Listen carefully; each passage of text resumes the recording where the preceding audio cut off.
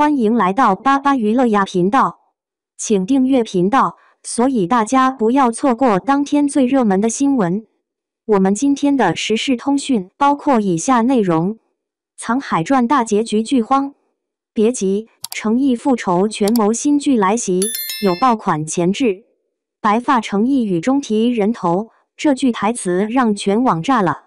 复仇的路上，我见不得任何一个仇人有善终。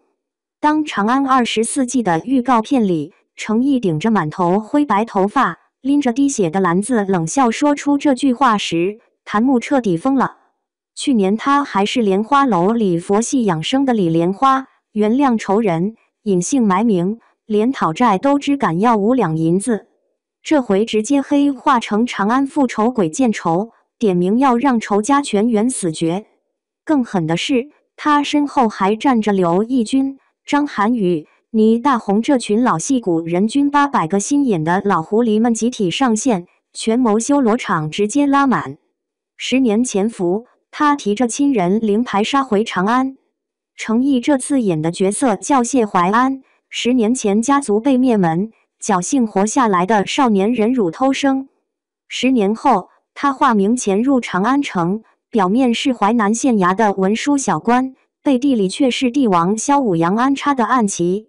虎贲将军严凤山手握重兵，在长安城地下挖了条藏兵巷，屯兵蓄粮，准备列国自立。谢怀安的任务就是联合江湖侠客、画师、文士这群杂牌军，用24条计谋掀翻将军的老巢。老戏骨组团搞权谋，眼神都能杀人。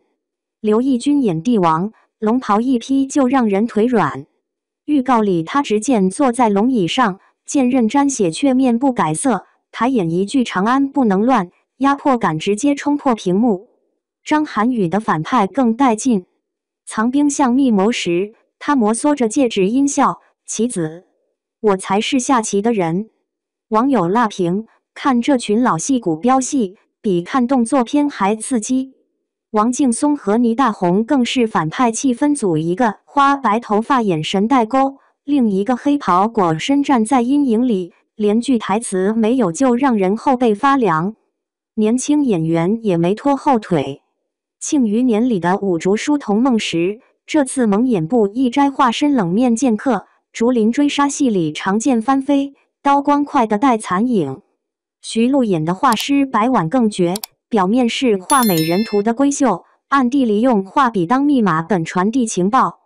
红衣姑娘在雪地里狂奔的镜头，活像从武侠片里抠出来的名场面。权谋剧玩出狼人杀，既中既看到头皮发麻。最上头的还是剧里的局中局。谢怀安团队和反派见招拆招，24条计谋环环相扣。火攻藏兵巷玩的是声东击西，这边放火烧了反派粮仓，那边立刻劫走军械库钥匙。离间计更阴险，伪造密信挑拨将军和心腹，逼得反派自断臂膀。网友统计过，光预告片就埋了10几个反转。前一秒谢怀安还在与相纸伞装文人，后一秒直接掀桌抱其锁喉。白天刚和帝王上演君臣情深，夜里就摸进档案库偷密函。弹幕刷屏，这哪是权谋剧，分明是全员影帝的诈骗现场。打戏拳到肉，与相血战像动作大片。别看谢怀安是个零武力值谋士，动作戏照样硬核。藏兵巷终极决战那场，诚意黑袍翻飞穿梭在刀阵里，借力打力撂倒壮汉的招式，全是莲花楼武术指导的手笔。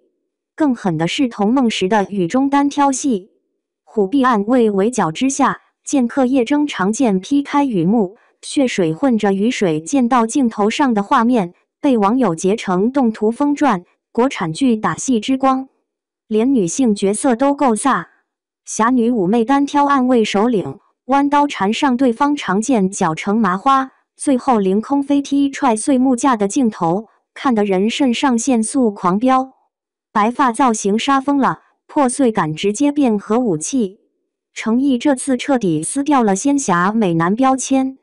为演好殚精竭虑的复仇者，他主动要求染灰白发色，眼底画上永久性乌青。禹像那场重头戏里，他左手撑着油纸伞，右手拎着装亲人灵牌的竹篮。禹滴顺着白发往下淌，眼神却像淬了毒的刀。镜头扫过时，连导演都倒抽冷气，这哪是演戏，根本是魂穿复仇厉鬼。最绝的是双面人演技。朝堂上文质彬彬行礼时，他嘴角含笑，眼神温润，可转到特写镜头，瞳孔里压不住的恨意能扎穿人心。网友封神镜头，谢怀安得知仇人死亡时，先是癫狂大笑，笑着笑着突然泪流满面。长安城像活过来的怪兽，连地砖都在飙戏。剧组砸钱砸出了电影质感。藏兵像实景搭建花了4个月，幽深隧道里火把明灭不定，岩壁渗着水汽，反派密谋时的回声都带着阴森混响。朝堂戏更是考究到变态。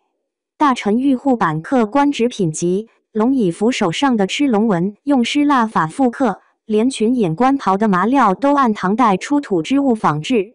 但最惊艳的还是美学杀人术。谢怀安火烧反派老巢时，乘红烈焰吞没青灰砖墙，他在火海外执旗而坐的构图，被剧评人夸成暴力美学教科书。禹像复仇那场更绝，青石板路映着油纸伞的暖光，血水却从竹篮缝隙滴滴答答往下落，色彩碰撞看得人头皮发麻。未播先报，优酷把宝全压在这部剧上。杀青当天，长安24计直接图榜热搜。诚意灭门复仇破碎感话题阅读12亿，抖音相关视频播放破8亿。优酷更放出狠话，接档《藏海传》独播，服务器已增容3倍防崩溃。争议也随之而来。有人吐槽权谋剧搞什么白发美男，立刻被剧粉怼回去。谢怀安一夜白头是灭门后遗症。史书里伍子胥也这么干过。女性戏份也引发讨论。徐璐饰演的画师白婉，在权谋线里靠换脸术和密码化破局，反杀戏干脆利落，但预告剪出来只剩雪地狂奔的镜头。粉丝在官博下刷屏抗议，拒绝工具人女主。现在所有压力都给到程毅。莲花楼封神后，他跳出舒适区接了这个疯批谋事，打戏亲自上阵，摔得满腿淤青，拍文戏逼自己背完整本《孙子兵法》。预告片最后一幕定格在他脸上，灰白头发散乱，嘴角还挂着血，眼神却像孤狼盯住猎物。藏兵像，那是我北岩凤山修的坟。